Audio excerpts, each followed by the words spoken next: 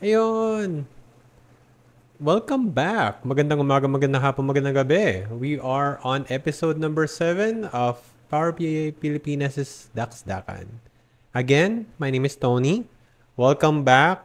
Medyo matagal tayong nawala. 2 months, 1 month. Pero yun, episode 6, if you search for it, medyo, I think, hindi siya bi-weekly. When we started Daksdakan, we wanted this to be a bi-monthly thing, basta twice a month thing or bi-weekly thing. And yun, life, more work happened, more activities happened, and medyo hindi ko na follow up. Pero welcome back. We have a good topic for today. Very fresh. Sorry, hinahanap ko yung Canva ko. Where's my Canva? Very fresh kasi it's about my DP 600 exam that I went through hours ago. Like, I had it scheduled I had it scheduled 3 a.m. kanina. Pero night shift naman ako sa work, so it's not like, kumbaga, bakit ko ginawa yun? Anyway, just with all of our previous dakdakans, let's start with some slides. Again, episode 7. For those who are new, who are we? The Power BI Pilipinas community is an online community of now 14,000 Power BI enthusiasts in the Philippines. If you're one of those already, thank you very much. 14,000 is based on the Facebook number, since that is our main group, that is our main community. However, please, if kasama na kayo sa Facebook community, please try to join the Microsoft Fabric community as well. Scan the QR code. I'll be showing the QR code later again because I'm trying to get the Power BI Pilipinas community higher in the global rankings of Microsoft Fabric. So Microsoft Fabric is the official community page of Microsoft, dominated by India, Bangladesh, the more technical countries, and I kind of want the Philippines to be placed higher. Since medyo dumadami na rin naman tayo, especially sa FB. And yun, we're all around the web. We have LinkedIn. We have a LinkedIn page and a LinkedIn group as well, similar to Facebook, pero much smaller numbers, admittedly.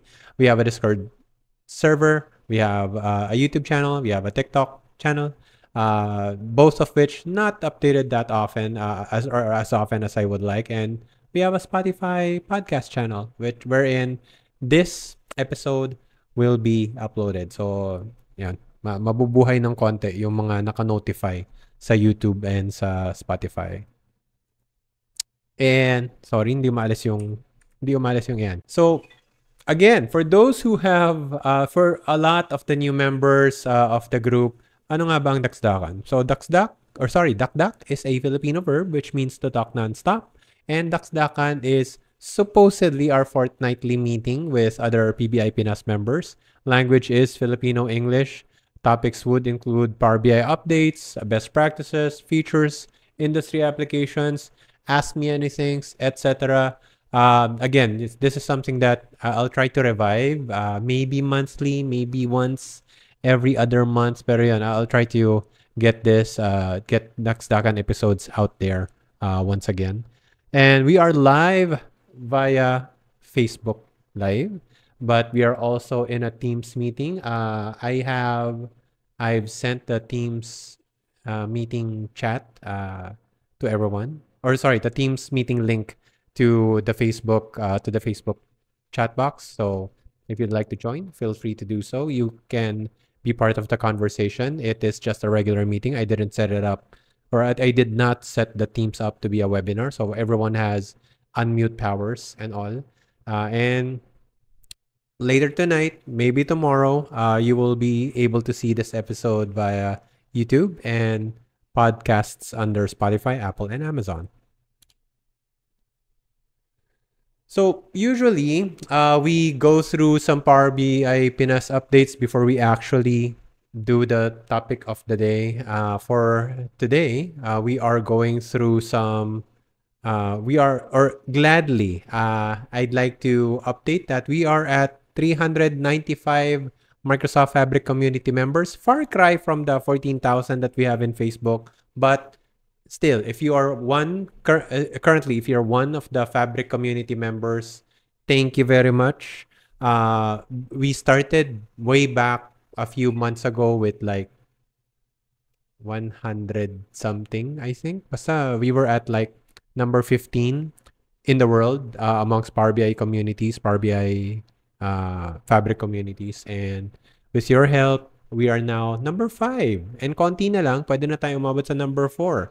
I am not sure if 395 is still the current number, but still, again, if you're not part of the Fabric community, again, I'll be showing the link or I'll be showing the QR code later. Please join us. Power BI sorry, akala ko nasa maling month ako. Power BI Desktop April 2024. We do not have a May 2024 update yet, but not a lot of updates that I really wanted to talk about, mainly because Copilot sana yung exciting update. However, it's not available for a lot of people because it's you need like a certain capacity for that Copilot, for the actual new Copilot feature in desktop to be available for you. However, there are still like, if you open quick measures, Copilot is still there. Smart narratives, I believe there's still like some Copilot thing happening on there. So there's still some bits of peppered Copilot stuff everywhere in your Power BI desktop. Hindi lang yung actual Copilot feature na bago sa April 2024. So not really a lot of updates that I could talk about. So hindi ko na rin tinuloy yung DAX-DACA nun. And pretty busy rin naman. And then there's that new area chart, the 100% stacked area, and lots of line chart enhancements. We now have a way for you to draw smooth lines. We have a way for you to draw step lines in your line chart. So pretty fun pa rin, and not as fun as like those big December updates, January updates, or sorry, wala pa lang January, those big November, December updates. I was kind of surprised with the amount of features in those 2 months. Pero yun, still pretty solid update for Power BI Desktop. And paalala, Power BI Pilipinas meetup is next week. Ano yun? Ortigas Park tayo. Coffee bean and tea leaf. Wear something light and comfortable. Al fresco tayo. Most likely, kasi maliit lang yung indoor area ng CBTL dun eh. Pero yun, parking-wise, podium, and sinasara naman yung Ortigas part doon for during the weekends. So, walang masyadong kotse. You can actually, I have walked from Mega Mall to that location. Kumbaga, mag-Google Map mo naman dun sa Data Engineering Pilipinas meetup. So, walkable from Podium, walkable from SM Mega Mall. Kung nag-MRT routes kayo going there, and yun, may mga parking locations din. Feel free to check out my page if curious kayo sa mga transport or sa event page ng meetup number 1 or Power BI Pilipinas Live na yata yung ginawa kong name. And then Power BI Pilipinas meetup 2. There might be a part 2 meetup. Medyo sobrang tentative lang sa ngayon. So hindi ko rin ina-announce, pero there is something in the works for a part 2. Looks like, hindi ko lang alam, alam mo isa lang pala pumunta next week, no? Pero yon, looks like medyo naman, marami namang excited. Depende lang kung sino yung actual na darating next week. Pero if it goes well, we might have a part 2 already in the works. May nag-reach out offering their location for an indoor meetup. And then, last 2 items there, medyo constant sila from the previous Power BI Pilipinas updates. Challenge, the PBI Pinas Challenge is still kind of gray as of now. Medyo mahirap i-set up eh. Pero if there will be sponsors that will be reaching out, possibly it will kick it off. Pero for now, again, for those who have not been joining the previous Tax-Takans, the PBI Pinas Challenge is supposedly a Pinoy-only version of those data challenges that you see from Maven Analytics, from Onyx Data, from FP20, wherein I will be providing you with a data set. Tapos from that data set, you create your you create your Power BI report. You'll be given like 30 days to create. May 30-day time period, ganun. Tapos kagandahan ng report. Yeah, in essence, diba? So, kind of exciting, kind of fun, pero medyo logistically medyo may effort pa na kailangan. So, mas malapit pa mangyari yung PBI Pinas Meetup number 2 kaysa sa PBI Pinas Challenge number 1. And then again, call for presenters. If anyone watching this video, watching this podcast is interested to present, gusto nyong testing, mag-present ng mga slides ninyo, feel free. I'd be happy to. Basta, syempre, Power BI related pa rin sana. Wag naman yung tipong how to cook menudo. Pero if you are, totally, I'm totally open to other people presenting something in behalf of Taxdakan. That said, pag-usapan na natin yung DP600 exam experience. So, wala akong slides, unfortunately, prepared for that. And by the way, I'm not checking my... I know some of you are already in Teams, so shout out. Ilagay natin dito sana. So, shout out sa mga nasa Teams. Hi, thank you for joining. Hindi na ako masyado makapag-alt-tab kasi OBS yung tinitignan ko, sinisilip ko sa right side ko. Pero yun, if you have any questions, feel free. Unmute lang kayo. Just ask. Same sa FB. I am monitoring FB chat. Kinda. Pero, ayun, mas madaling mag-unmute. Pero I'll be checking it out pa rin. Especially before we end this call or webinar or podcast pala. So, ayun, going back. To those who missed it, to those who do not know, there was a Microsoft AI Skills Challenge that happened a month ago na yata. It ended, the deadline was April 19. Naalala ko pa yun. What's it, April 19? April, teka. Ayan, tama. Okay. Kala ko na iba na yung sinishare ko. April, yeah, it had a deadline of April 19. Pero sa US, deadline was sa Philippines, parang April 20 na yung deadline. So, it ran for a month, ang alam ko. It started mid-March, ended mid-April. And for completing that AI Skills Challenge, if you're not familiar, yun pala, wala naman akong slides so might as well share. Teka, hindi ako maka-exit yan. Might as well share my screen. So, AI Skills. Nako, meron pa ba ako dito? AI Skills Challenge. Wala pala sa history ko. Sorry. AI Skills Challenge. So, medyo madalas naman tong nangyayari actually. Ang hindi madalas, and sad to say, madalas mangyari yung Skills Challenge ni Microsoft. Ang hindi madalas is for them to give out a free voucher, or at least hindi na siya, medyo rare na siya mangyari recently. Madalas ito nung pandemic. As in, namimigay ng mga vouchers si Microsoft madalas. Hindi lang sa Skills Challenge. Minsan may mga short webinars lang sila. Mga parang 1.5 hour na webinar lang na attendan mo lang. Boom, may free voucher ka na for whatever. So, ano sila dati, mas kumaga pinopush nila. Tapos, when the pandemic closed or ended, medyo nag-lie low yung mga free vouchers. Naging 50% off, tapos nawala. So, ito yon basically. Ayan, may bago ba ulit? Ay, hindi, sorry, ended. Yon. So, this was the challenge that I joined. Most likely, magkakaroon ulit. It's a matter of checking out na lang ano yung reward. Pero, there are a lot of paths. I picked the Microsoft Fabric path kasi galing nga akong Power BI, PL300 certified. And from PL300, ano yun medyo depende sa path na gusto mo Gusto mo bang medyo data engineering, Fabric, Synapse, or gusto mo ba medyo Power Platform na medyo mas wide, Power Automate, Power Apps, pwede rin doon. Sa ngayon, or at least for that AI Skills Challenge though, it was more Azure focused. Microsoft Fabric yung available, may Azure OpenAI, may machine learning, may AI fundamentals.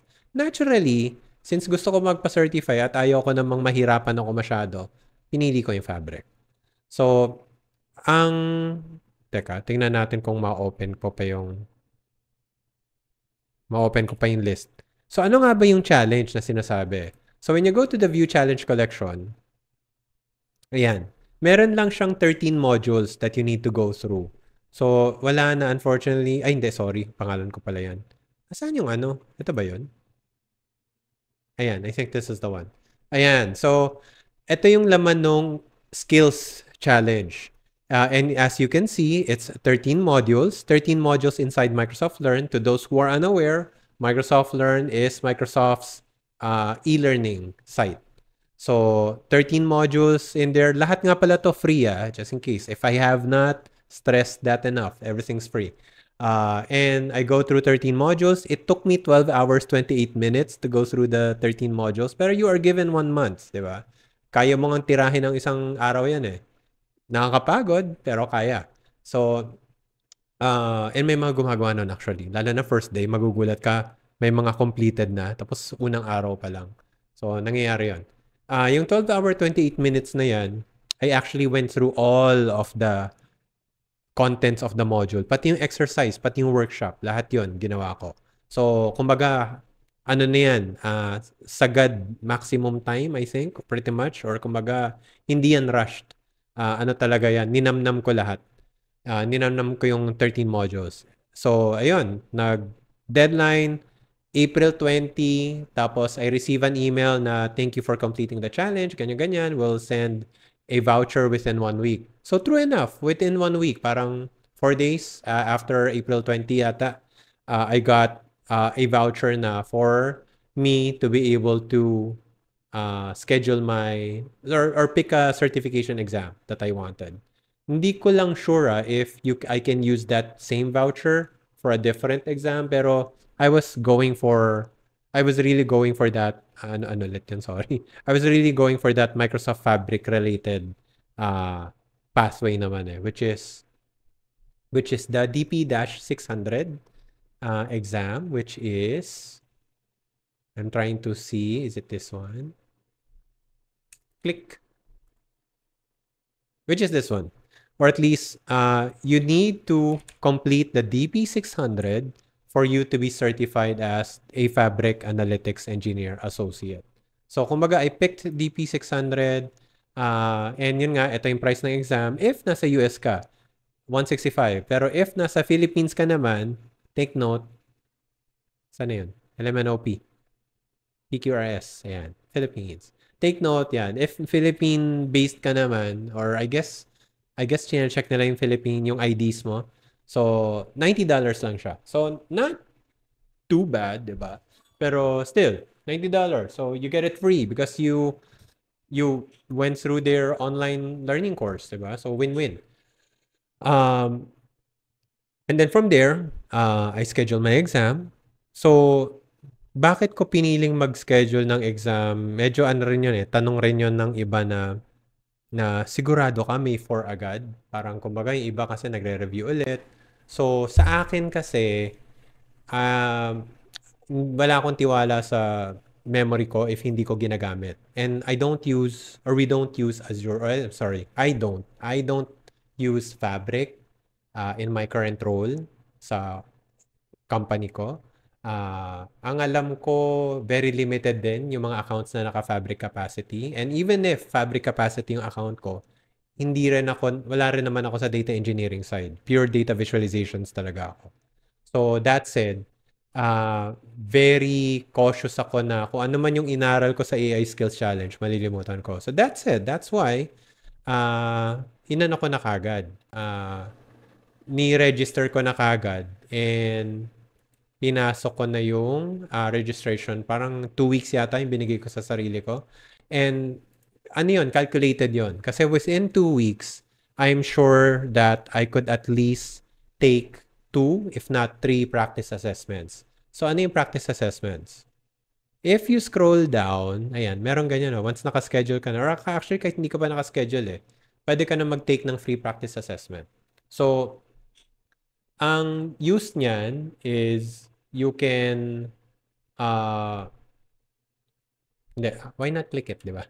Libre naman So, ang use niyan is you are given 50 questions related to the exam that you are planning to take note na nothing in the practice assessment will actually appear on the exam. Pero at least what it gives you is a feel of the exam. It also gives you like the modules that you need to study just in case you get any of the questions wrong. If na perfect mo, then yay. Pero if hindi, excuse me, it tells you like, ito yung mga kailangan mong reviewin na modules. And quite expectedly, yon binagsak ko yung, or nabagsak ko, hindi ko naman sinadya, pero yun, kinda expected. Bumagsak ako sa first take nung practice assessment. Pero, hindi ko na sure saan ko hahanapin yun. Sorry. Kung nasa profile ko ba yun? Gusto ko nga sana ipakita eh. Is it under my profile? Ay, hindi pala ito. Ayan. Is it... Hindi, I don't think so. So, hindi ko sure kung saan ko ma-check, pero yun. So, I did 2 practice assessments. And then, yung unang practice assessment nga na binagsak ko, I got 68. Passing was 80. 68 over 100, kumbaga. Tapos passing was 80.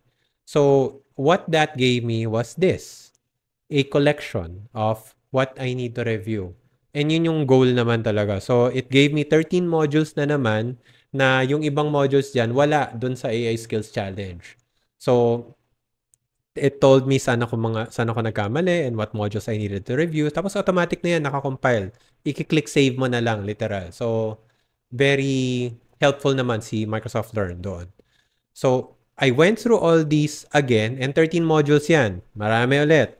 Did I take 12 hours? Hindi na this time kasi medyo nagmamadali na ako. I only gave myself 2 weeks, di ba? So, take note. Tapos, kumbaga, within that 2 weeks, may work pa rin naman ako noon. So, hindi ko rin naasikaso to everyday. Pero within that 2 weeks, ang pinaka-goal ko is to go through at least everything na familiar. Everything. And then, if it's already familiar, just review it. Kumbaga, as in, mabilisan na talaga pag familiar. Lalo na yung mga, again, I'm from PL300. So, anything that has DAX, anything that has Power Query, anything that's related to the Power BI service, medyo kaya kong paspasin. Mabilis na lang sa akin. Pero yan, yung calculation groups, yan, madali na lang yan. Paspas lang. Tapos, everything na mayroong mga exercise, I actually skipped everything na rin. Kasi yun yung matagal, honestly, yung mga exercise. Unless, may mga parts dito na discussing about Python yata or SQL, nalimutan ko, which are programming languages that I am not strong at. I know them on a basic level. Kumbaga, you can show me basic code, I can understand what it's doing, ganyan. Pero telling me to write it from scratch, medyo, yan, magkakamali ako dyan, sigurado. So, I have Copilot to do that for me usually.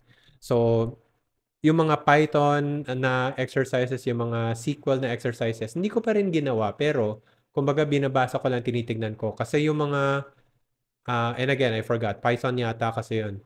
May mga notebooks sila na integrated sa MS Learn eh. So, pwede mong i-run lang yung code, tapos silipin mo ano nangyari, tapos mabilis na basa rin. So, 13 modules. Tinapos ko lahat. Pero again, paspas mode. Hindi na yung tulad ng original na parang 1 hour per module talaga ako. Ito, sabihin natin, roughly like 20 minutes, ganun. So, kumbaga, 40% speed, 40%, 60% faster, parang ganyan, compared to my ordinary cadence. Purpose is, yun nga, maging mas familiar lang sa mga terminology, sa mga concepts, for me to be prepared for practice exam 2. Come practice exam 2, yun, medyo nag-bear fruit naman yung pag-review. I got 86%. So, pasada na. Medyo okay na. Sabi ni Microsoft Learn, you're ready to take the exam. Parang ganon. Take note though, na second take ko yon 86%. Pero, may mga umulit na mga questions from the first exam. So, alam ko na yung sagot. Even reading like the first half of the question, alam ko na, ito yung B eh. Ito yung kumbaga nasagutan ko na to and alam ko na yung tamang sagot here. Oo nga pa, by the way, the practice assessment which we launched. Yan, kunwari ito.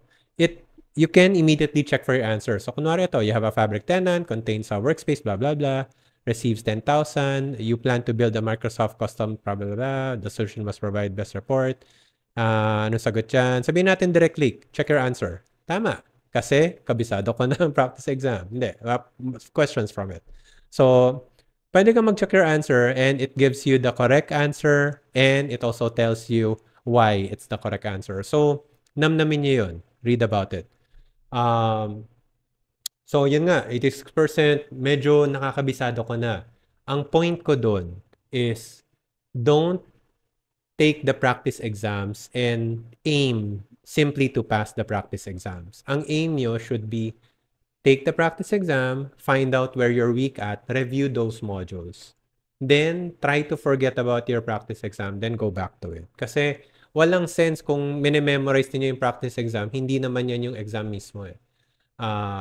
You can actually retake the practice exams like 5 times. Baka makabisado nyo na yung 90% of the practice exams questions. Marami naman siya. So feeling ko, ang practice exam 50 eh. Diba? Pero feeling ko at the back end, maybe you only have a pool of 200, 300 questions sa likod niyan. So, imagine yun, ulit-ulitin nyo siya, mauulit at mauulit ninyo. So, may ano siya, may diminishing returns siya. And for me, diminishing returns ng practice exam, mga fourth take, after the fourth take onwards, medyo mahina na yung effect kasi nakakabisado nyo na eh. Mas important na go back to the modules, understand the concepts. More than anything, I feel understand the concepts and the terminologies kasi yun yung mas importante.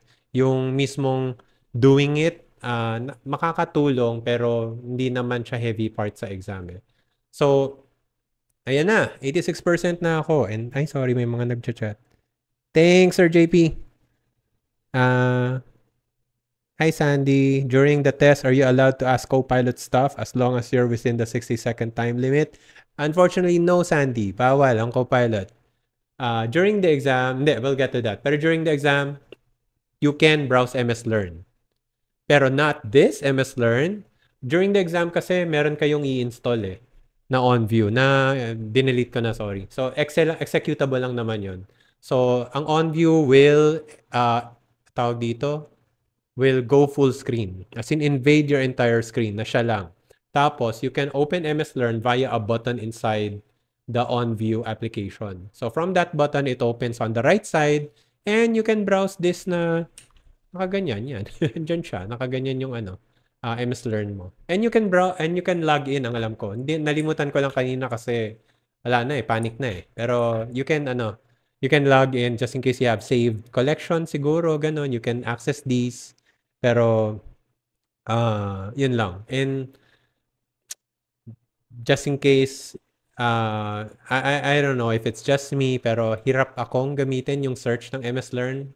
Hindi ganun ka smooth yung search engine niya for me as compared to like searching it in Google or Bing. Medyo mahirap makuha minsan yung mga need mo. So, it's a good idea to be familiar with MS Learn and the search engine that it has before you take your exam. Kasi ito lang yung nag-iisang resource na allowed kayo. Anyway, so yun, 86%, second take of the practice assessment. I was kind of feeling good. When I took the second practice assessment, ano na yun eh, parang siguro 4 days before my exam. So hindi na ako nag-review. Ni-stop ko na muna. Kumbaga chill, relax, make sure that I have proper rest before the exam. Ganon, tipong mag-entrance exam ka or magbo-board ka. So, hindi na ako, actually, as I've said, my exam was scheduled 3 a.m. Manila time on a Saturday kasi night shift naman ako. And ni-leave ko na yung araw na yon, yung Friday. Kasi nga, mas walang distractions eh. Kumbaga ako lang yung gising sa buong bahay. And medyo tahimik, ganyan. So, for me, although antok pa rin, gano'n, na mahirap, kahit ilang taon na ako night shift, inaantok pa rin ako at those times. Pero, for me, the pros outweigh the cons. Depende na sa inyo yun. When you feel is your most okay time for you to achieve the balance of maximum focus, best environment for you, best internet bandwidth, mga ganun. Lahat yon you need to take it into account. So, actual exam, medyo ganun pa rin yung process ni Pearson VUE to those who went through the PL 300 exam, which is when it's time for your exam, you will be asked to log into the exam 30 minutes before. At least 30 minutes before ang hinihingi nila, ang alam ko. So, you can go earlier than that. Pero, so, I logged in, basta 30 minutes ako nag-login, naka-reminder naman ako. So, I logged in 30 minutes before to 2:30 a.m. or slightly before pa pala, 2:15 yata. And then, normal cadence is, or normal flow is, it will ask you to take a picture of yourself, selfie. It will ask you to take a picture of a government ID, driver's license, or passport, kanyan. Tapos, it will be asking you to take a picture of your workstation, as in front, back, ano ba yung front? Basta yun, front, back, left, and right. Yung ipapatake na picture sa inyo. It's for them to get an idea of where you're taking the exam, if you will have the opportunity to cheat during the exam, and if you will have the opportunity to record the exam. So, yun yung mga iniiwasan nila. Amongst other things siguro. Pero, feeling ko yun yung mga main. And then, ipipila na kayo sa online proctor ninyo. So, medyo weird ako kasi Philippines ako, 'di ba? Sabay oras ko 2 a.m. 3 a.m. ako nag-request ng exam. Pero, yun, I got someone from India yata. So, there was someone who proctored me. Very nice, very courteous. As in, yun nga, if you read my post earlier, really happy with the proctoring experience. So, he was very patient and he needed to be kasi yun, may mga kailangan pa palang gawin na hindi ko nagawa. So, during the exam, actually, may visual aid rin ako doon. I think, hindi, nawala yung aking visual aid. Hindi, ito yata yan. Ayan. So, this is a picture of my workspace. So, medyo makalat, understandably. So, binasa ko naman yung mga prereqs when taking the exam. So, part ng prereq is no secondary monitors. No, pretty much walang nakakonect sa sa laptop actually. If you're using a laptop if you're using a desktop, yon single monitor only ang mangyayari sa rule ninyo. So, nag-prepare ako wherein pinatay ko na yung external monitor. Ano ba? Shucks, yun lang pala yung ginawa ko now that I think about it. Inalis ko yung keyboard, inalis ko na tong mouse na to, inalis ko yung mousepad. So, parang ganun lang. Very simple lang yung ginawa ko. Apparently, that was not enough. Kasi ang pinagawa sa akin, from this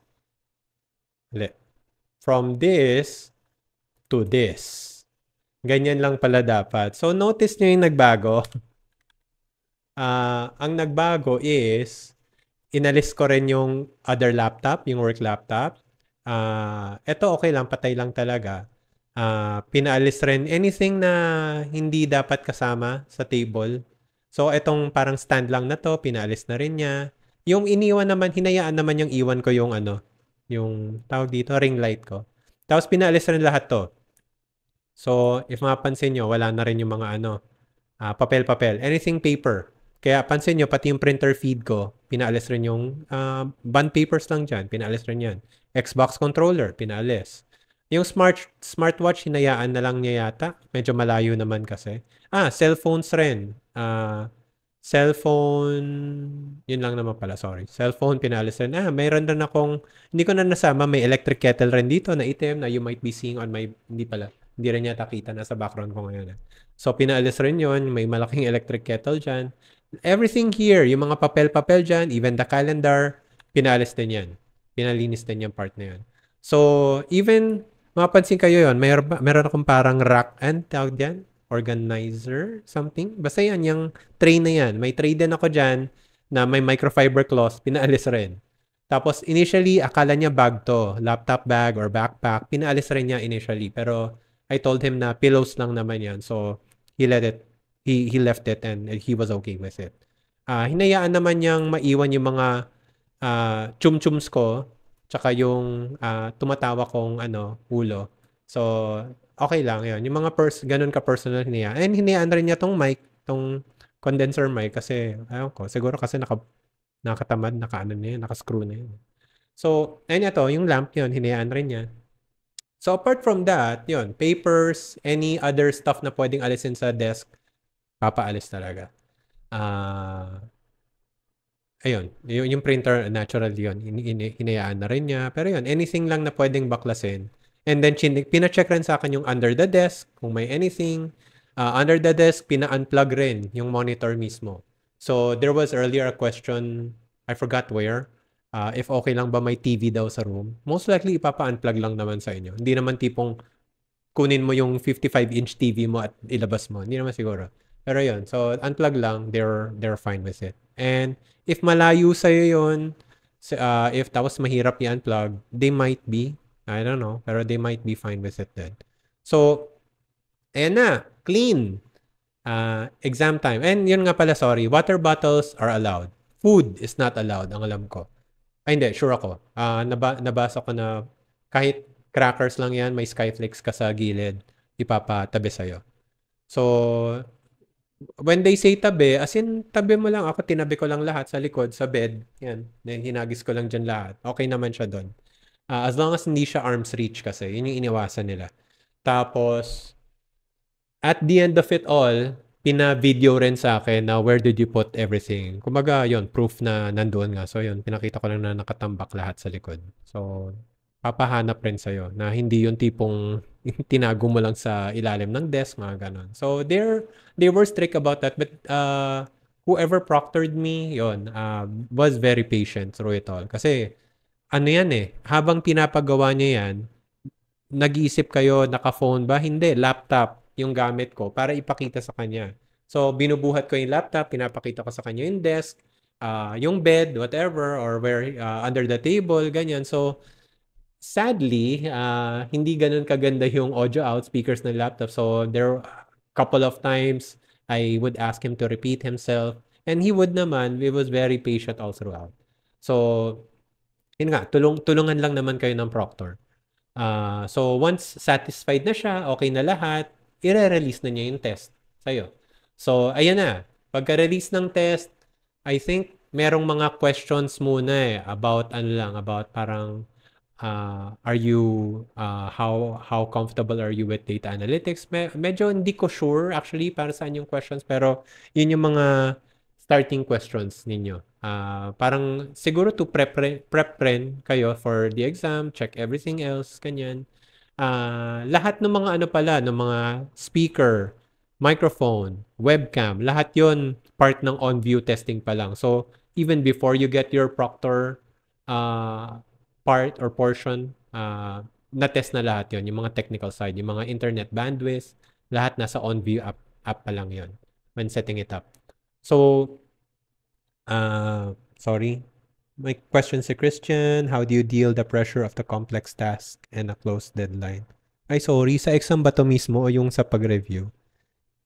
Sagutin ko na dalawa. So, kunwari ito yung pag-review, project manage lang talaga eh. So, during review kasi, yun nga, I know that I gave myself like 2 weeks lang to review, to be prepared.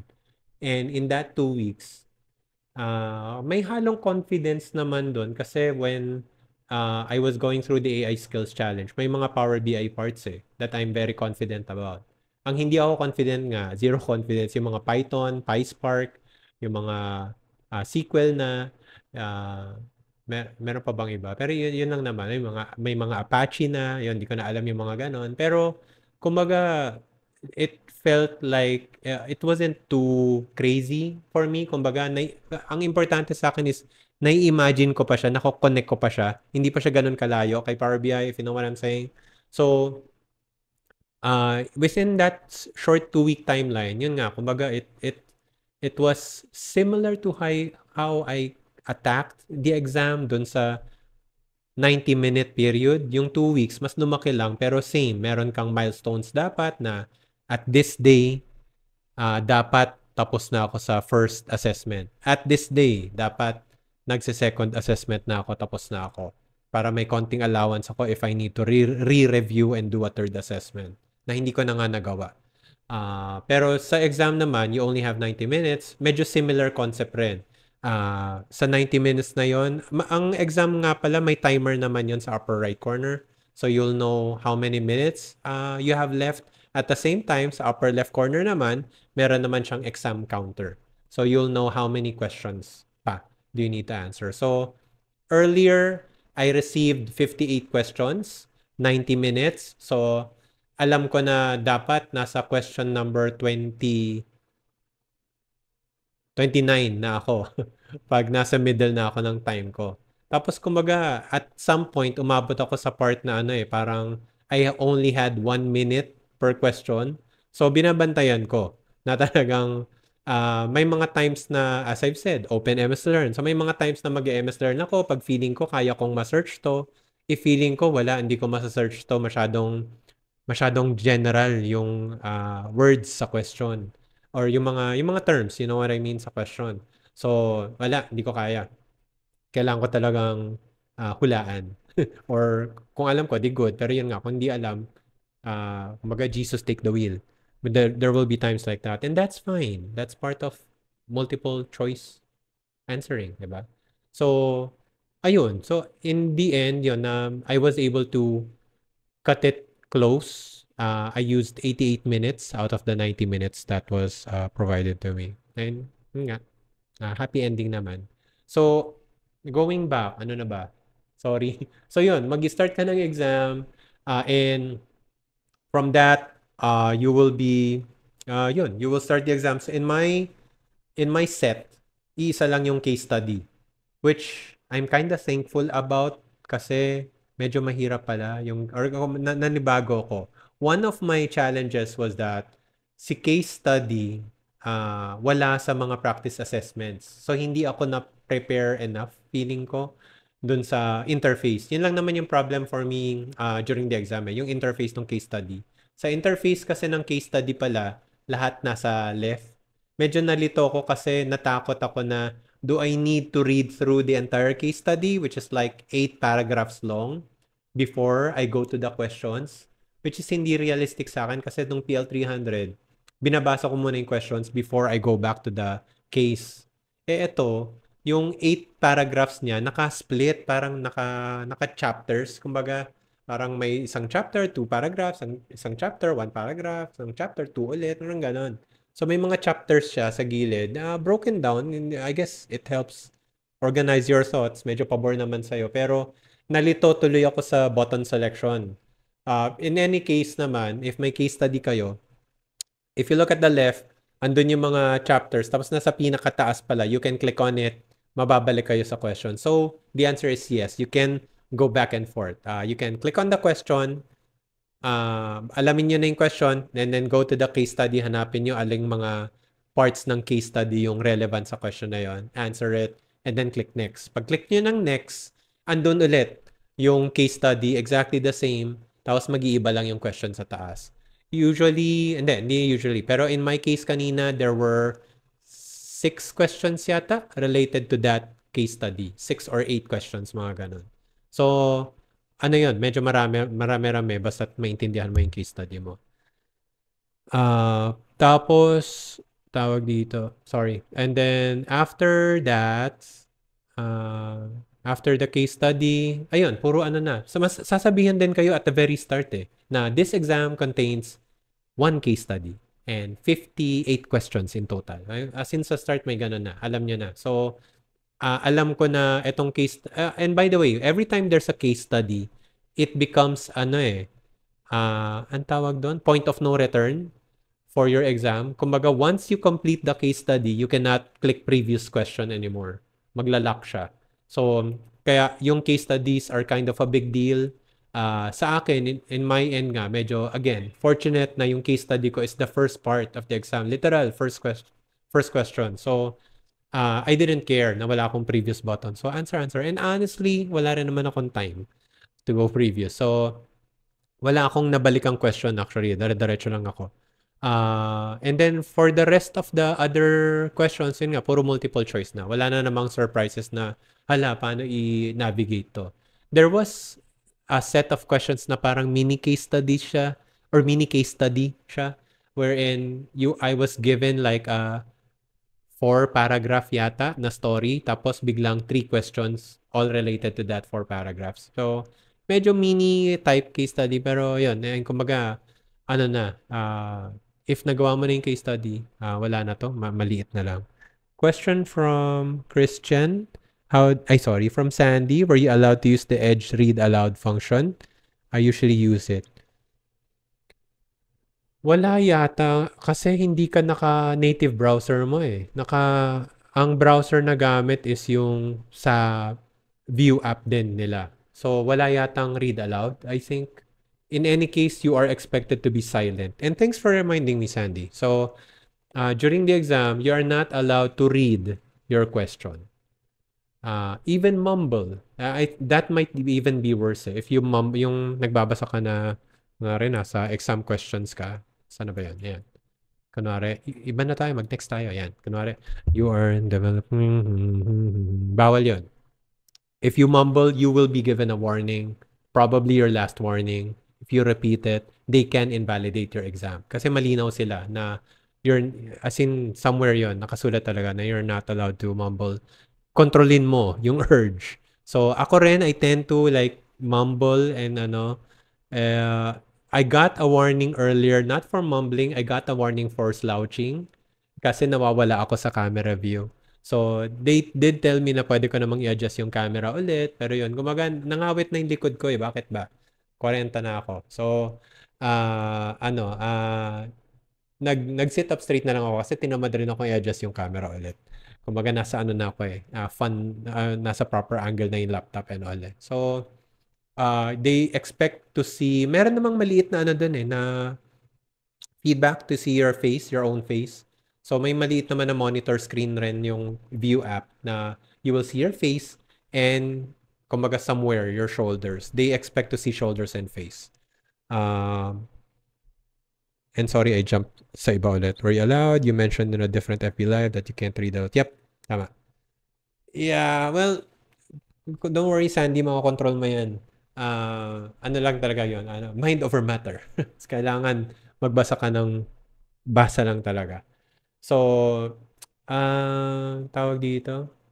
I'm sorry. So, where was I? Yeah. So, you are now towards the end of the 58 questions, or I'm now towards the end of those 58 questions.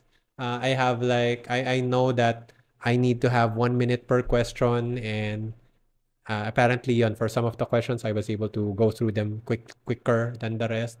And yun nga, the only resource you'll have is MS Learn. So I'll repeat it.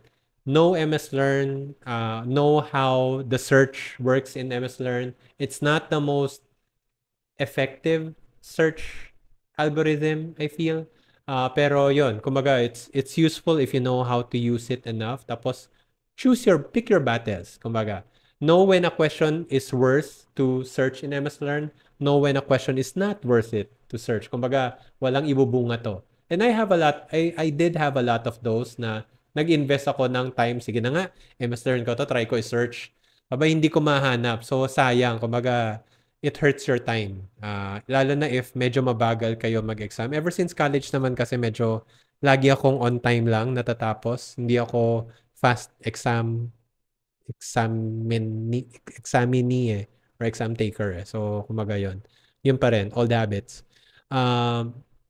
So that said, yun, by the end of the exam, by the end of those 58 questions, I was asked if I would like to participate in the survey, yes or no. So I did. Kumbaga, it's a survey not for Pearson. It's a survey about the exam itself.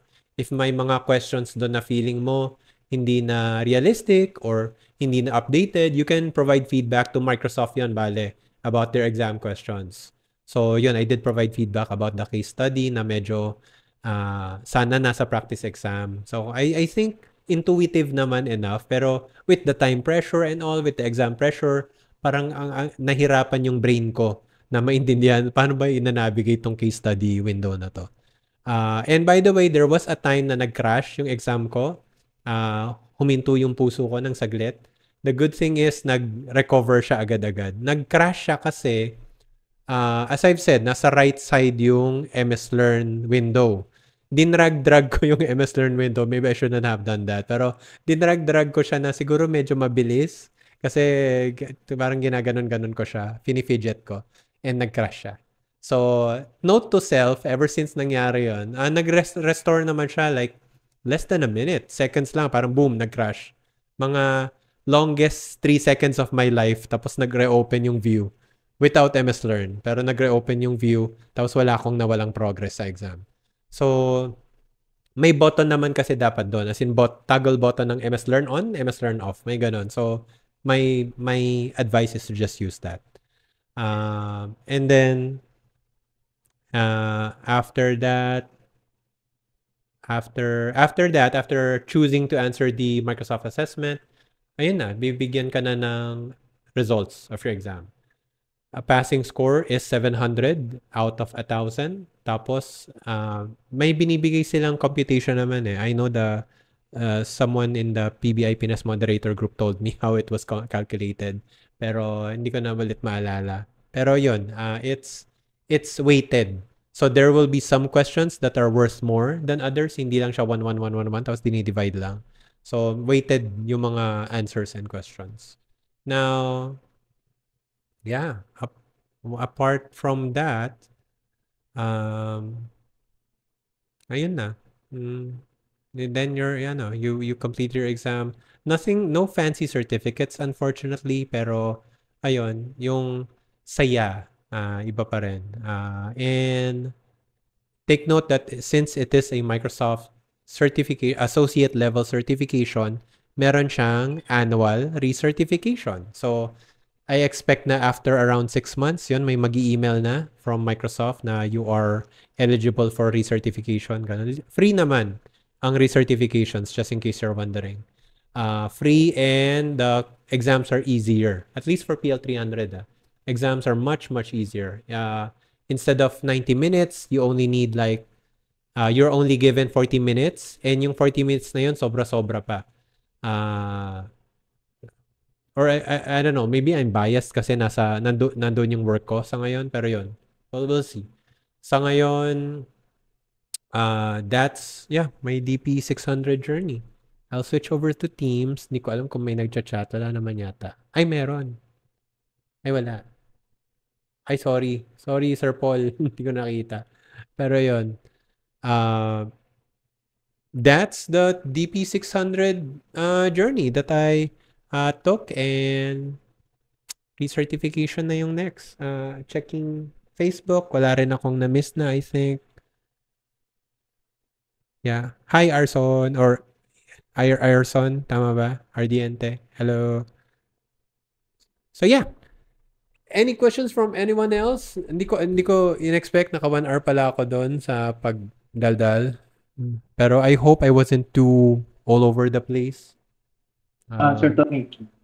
Yes, sir. Sir Tony. Yes, Sir Jun. At tanong ko lang, sir. Di ba yung sinasabi ng Microsoft na open book yung exam. So yung open book na sinasabi ba doon is yung limited lang doon sa MS Learn, hindi ka na pwedeng mag-browse ng ibang ano. Correct, MS Learn lang, literal. Yung mga blank bond paper ko nga pinaalis eh. Kahit nga blank eh. Yung rim ko eh, isang rim ng bond paper pinalayo din eh. So yeah, yung MS Learn lang talaga when they say open book. Hindi man lang sana MS Learn plus Google, ganyan, para maganda yung search engine, di rin. MS Learn lang talaga. Pero yung MS Learn na yun, sir, the same ba na interface na yung existing na MS Learn nila? Yes. Exactly the same. Exactly the same. Pero yung browser lang magkaiba? Oo. So, andyan pa rin yung search, and may login button pa rin eh. Hindi ko lang siya ginamit. May sign-in button siya na hindi ko lang ginamit. So, I think you can sign in just in case may mga nakasave kayong bookmarks sa collection nyo. Ganun, pwede yata. Okay. Gagana. Oo, Sige. so, ano yun? Ano na yung yung yeah, sige. Ay yung side ko naman, kinuha ko yung AI skills challenge eh. Even before nag-open sila niyan, kinuha ko na yung mga modules kaya nagtaka na lang ako nung nag-open sila ng skills challenge. Meron na kagad akong na-credit na mga na mga Mm. modules. Kaya ang natira parang dalawa na lang yata ang natira. Nung Oo, kinuha ko, natapos na kaagad ko. Ganun lang pala yun yung pala nangyayari. yun. Oo, Kaya kumbaga, pala ang bilis ng kumbaga, iba. Oo. oo, kaya yung sa end ko, dalawang module na lang natira ko. Aba, dalawang module na lang pala itong kukunin ko. So, kaya tinapos ko yung ano. And then, it so happen na, in fact, yung lahat nga natapos ko yung apat na yun. Kumbaga, out of curiosity lang, tatapos ko dahil even before nag-start yung challenge, kinuha ko na talaga yung mga modules na yun. Kaya kukunti na lang yung natira. And then, yun nga lang, bala kong kumuha sana ng DP600. Nag-aalanganin ako dahil kung parang, siyempre, may iba din akong commitment. Mm. Malaking tulong ba mag-umpisa muna ako sa PL300 bago ako Ah, mag-DP600? nag Power BI related na ba yung work mo ngayon? Ay, yes. In fact, Power Platform talaga yung ano ko. Power Apps, Power Automate.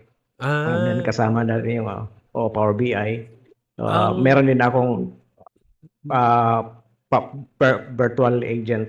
Oo. may napanood ako sa Learn Together ni Microsoft. PL300 supposedly yung mauuna before you take DP600. Pero Mm. kasi yun, ano kasi, ang sinasabi kasi nila, si DP600 masyado ng wide yung scope. Mhm. So yung Mhm. kumbaga, ah, pag naka PL300 background ka na, alam mo na yung mga nangyayari sa Power Query at sa DAX, malaking tulong Mhm. yon for you to be prepped Ah, for DP600. Pero okay. if ang current work mo is involved ka na sa SQL, involved ka na sa Python, tapos sabi mo nga may Power BI ka naman na, then I would think kaya. Hindi ganoon kahirap kasi yun lang yun, doon lang ako nagkaroon ng challenge na yung mga may mga scripts rin sa question, parang Mhm. ah meron kang isang block ng code tapos may tatlong blank sa block ng code na yun Mhm. tapos multiple choice, huhulaan mo ano yung mga Ano functions na yung next? missing. Okay. May Okay. mga ganong questions. So, Ah, it really helps if medyo ano ka na, medyo at least alam mo na yung mga functions, yung ginagawa, ganun. Oo. Oo. Hindi ka Oo. naman ipapag-code from scratch, pero kumbaga yun, kailangan medyo Mm. familiar ka. Sa coding naman, wala naman akong problema. Although, sa ngayon, ang current ko talaga na role, kasama doon yung coding. Mm.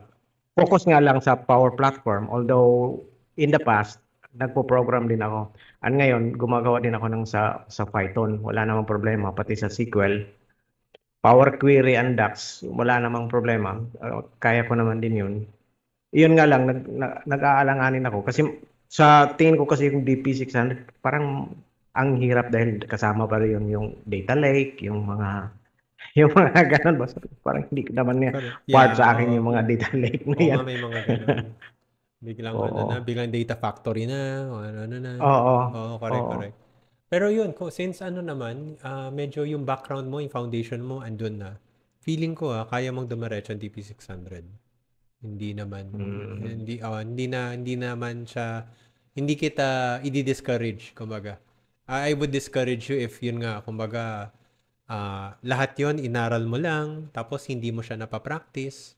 Doon ako medyo Mm. alangan Kasi iba pa rin yung Mm. nagagawa mo siya as part of your daily life. Malaking Mm. advantage sa Mm. mga exams. Okay. So, ang akala ko kasi parang uunahin muna yung PL300, like in your case, nag 300 ka muna bago mag Mm. DP600. Yun So, yung mas recommended pa rin, sir. Pero if, kumbaga, DP600 na yung nakaschedule sa'yo, and yun nga, sa profile mo, specific sa'yo, I would think kakayanin mo naman. Ah, si Microsoft lang yun. Hinighlight niya na PL300 first kasi mas ano yun mas concentrated sa isang tool. Diba? Power mm, BI lang mm, mm. talaga. So, kaya Oo. medyo nasabi nila na PL300, then move up, level up to DP600. I see. Yan. Sige. Salamat po, sir. Salamat. Yun lang. Welcome, sir. Welcome. And may mga questions.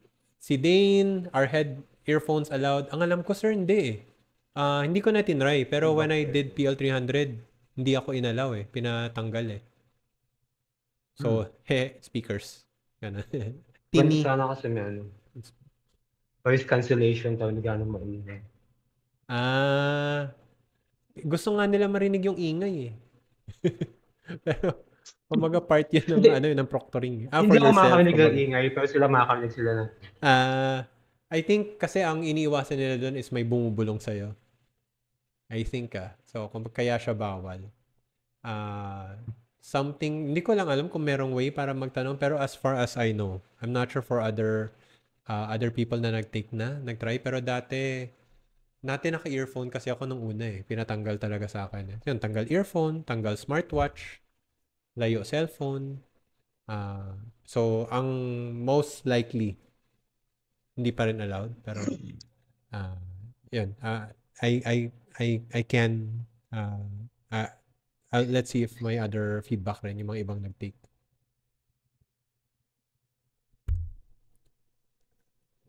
Ngayon. Question rin pala ni Sir Paul. Did you try taking the applied skills related to fabric? Taking the applied skills. Ano yun, sir? Applied skills exam yata yun. Ano yun? Yun ba yung may bayad? Hindi, meron yung pagkatapos mo ng challenge, tapos sasabihin ko, do you want to take this applied skills? Yung knowledge check ba yun? Ano ba yun? Hindi siya, para siyang, meron siyang certification of lower level siguro. DP600. Sorry, Sir Paul, hindi ako familiar eh. Applied skills? Unless yun nga. Knowledge check. Lumabas siya eh. Meron ba? Lumabas yun natapos kong ang challenge. I want to take this, daw. So, malamang hindi ko ginawa. Kaya hindi ko kinuha. Yeah. So, malamang hindi ko ginawa. Hindi ko naalala. So, no. And, ayun. Tama si Jemar, PL900. Na hindi ko rin tinake. Pero tama, may PL900 ka if more power platform. If doon ka papunta. Pero di ba may free voucher ka? Sayang naman kung di mo yung gagamit. Wala. Might as well use it. Oo, correct. Kung meron kang free, wala na ako eh. All out na. Pero yeah. Kaya lang yun nga. I mean, kung kinuha mo yung AA challenge, you have free voucher. Might as well take it naman kasi wala namang bayad. Yeah. Tsaka para ma-experience mo, di ba? Win or lose. Sabi nga ni Botany, paramdam ng kaba eh. Di ka ba kinakabahan, sir? Nakabahan. Yun na yung pangkaba ko eh. Yung pinapost ko lahat ng mga scores ko na magte-take ako. Para pag bumagsak, ramdam ng alam ng lahat. Highly recommending ng PL300 and AZ600. AZ600. Hindi ko rin, yung sa Azure naman. AZ600. No, ni Botany Data.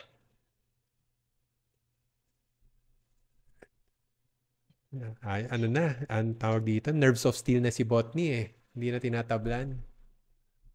Pero yun, good luck sa lahat ng mga mag-exam. So we are slowly wrapping up. Any questions pa, mga ma'am at mga sir, regarding DP600 or mukhang may mga naman dito, mukhang may mga audience tayo na nag-certification sa ibang mga ang tawag dito? Sa ibang mga certifications ni Microsoft. So, feel free to ask. June, fundamental yata yung PLT900. Parang meron. Doesn't expire? Nalimutan ko na eh. Pero, we can easily PL900, di ba? Gamitin natin yung search ng MS Learn. Nga, Funda lang to. Iba pa yung wala bang power platform na power platform na associate level?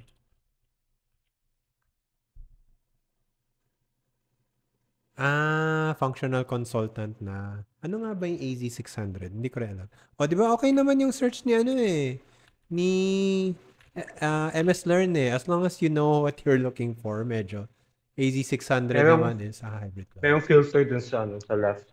Dito. Yeah. To narrow down sa training, kunwari. Tapos fabric, kunwari. Oh, ha?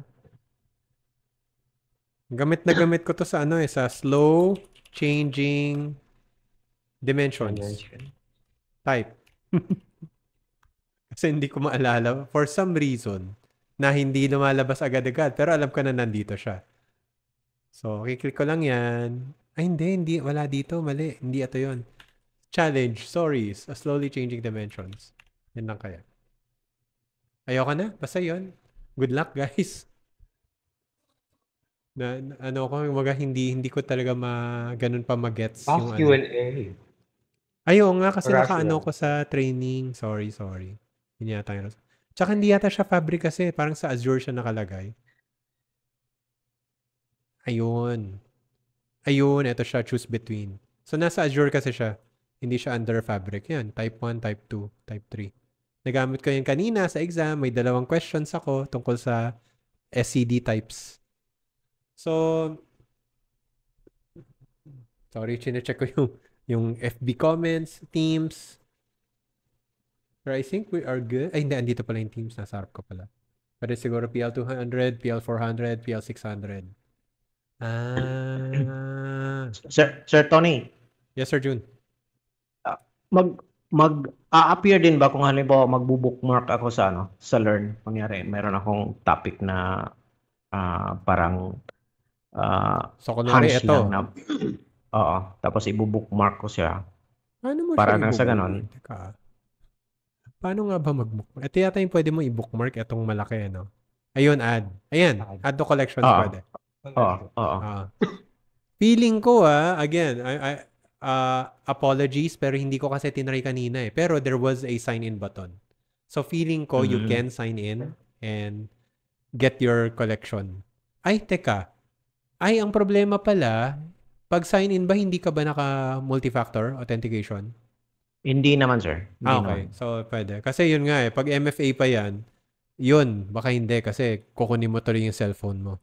Baka ma-void yung exam mo kasi holding cellphone while examining. Pero yun, so kumbaga, don't rely too much unless may mga nakapag-confirm. Hindi ko makakonfirm kasi hindi ko na tinry kanina eh. Yun nga, na ako. Pressured na mag-search ng mabilis at umalis kagad. Parang ganun. Pero yun nga, assuming kung sino man dyan, yung mga magta-try, yun, or mag-exam na soon, yun, please try. Naka-schedule ka na ba, Sir June? Hindi pa eh. Nag-aalanganin akong kumuha. Uy, may deadline na. Yung pala, may deadline ng natin, mga vouchers. They will expire on June. Mid-June yata. Yeah. Oo. Kaya nga on the double ako eh. So, gamitin nga, sayang. Oo, nabigyan na ako ng email. Meron na silang voucher na pero hindi pa ako nag-schedule. Kailangan ko pang mag-review. Sige. Ayun lang. Sige, salamat. Thank you. And yun, last round. Any questions from anyone? FB, Teams, going once? Going twice? Ay, nalimutan ko tuloy. Since there are no questions. Ayan. Thank you. Maraming salamat. Happy creating, mga Power BIers. Happy examining, happy studying. And good luck. From the bottom of my heart, good luck. And have fun studying. Again, connect with us. Ito yung sinasabi kong QR code. taplink.cc/PowerBI Pilipinas. Feel free to join us. FB group pa rin yung main audience, but we are, again, everywhere. And if you can, please join the Fabric community. I'd really appreciate it. And lastly, last slide, promise, before you go, musta ang Daksdakan episode 7? Team survey, if available naman kayo ngayon, it takes like 2 minutes, 3 minutes to answer this. 2 minutes, I believe, kasi 3 questions lang yan. And yun nga, again, helps me improve future episodes. With that said, again, thank you very much. This has been Tony. Salamat sa lahat ng nag-participate, nag-ask ng questions. And salamat din sa lahat ng mga silent listeners, sa ating mga silent viewers out there. So again, have a happy weekend. Thank you, everyone. Happy creating. Bye. Bye-bye. Thank you. Thank you, everyone. And congrats. Salamat, salamat. Right. Bring it back to me. Bring it back now. You can bring it back to me. Bring it back.